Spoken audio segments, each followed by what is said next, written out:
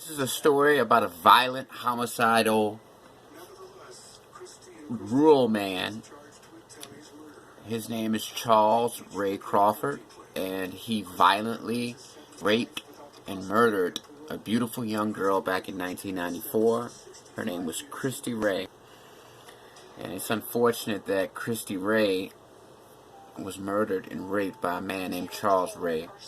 She had no relation to this man. He was a complete stranger. He kidnapped her where she worked at a SunTrust bank, took her to some type of outdoor remote cabin, and raped and murdered her.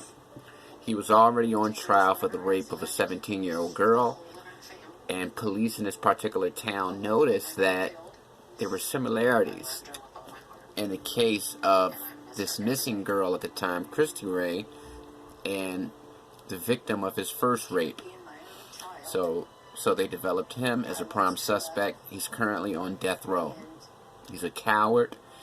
He's a homicidal maniac. And when police caught him, he was crying, and he claimed that he had a blackout and he had absolutely no idea what happened. He couldn't remember, and during trial he tried to plead insanity.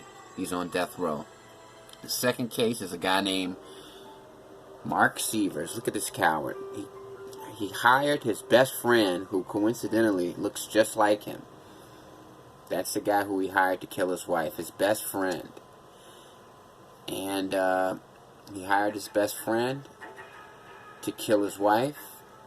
That's his wife. She was a doctor. She was the breadwinner of the family. Him, the husband, he didn't work. He managed the money for the household. His wife gave him that job in order to make him feel important. He had a $4 million insurance policy on his wife, and he was going to pay his friend, who looks just like him, $100,000 once the life insurance money came. He thought he had a perfect alibi.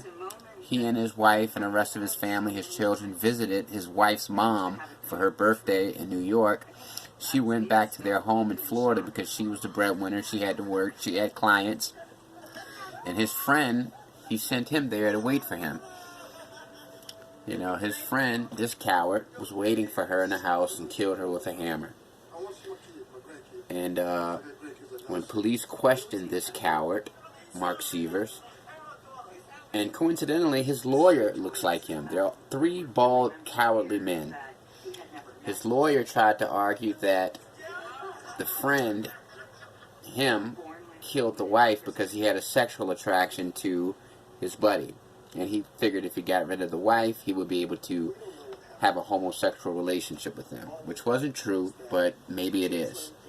Unfortunately, his beautiful wife, who was beloved in her community, died because she wanted to divorce her husband. She was tired of him. And she was just tired of being a breadwinner and, you know, this guy not providing. I mean, he had a beautiful life. He didn't have to work. They lived a $1 million lifestyle. They had a great house.